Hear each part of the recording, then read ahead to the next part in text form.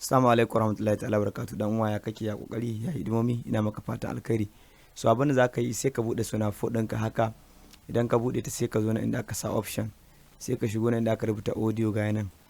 Idan ka zo gurin zaka ga wa'innan general, zaka ga advanced da drivers and driver profiles, sai ka bude wannan gurin, kaga wannan shine general, ko sai ka shiga advanced, zaka ga wannan abun ga nan MMME 32 bit, ka gani zaka iya ganin shi a wannan na sama, sai ka zaɓi wanga. In yana a haka, wanga dai na ƙasan ake bukata, da ka danna shi haka sai ka danna oki, da ka danna oki sai ka fitar sonar gabaki daya. Idan ka fita gaba ɗaya sai ka ƙara buɗe ta misali, da ka ƙara buɗe ta za ta nuna maka gurin sacin, za ka tana sacin. In kuma bata nuna maka tana sacin din ba, in ka zo na audio din direct ka buɗe haka, ka zo nan ka saita shi kamar da shi MMM din, sai ka dawo nan gurin, ga wani waves na, sai ka danna nan, za ta yi sacin kamar haka, sai ka danna yes.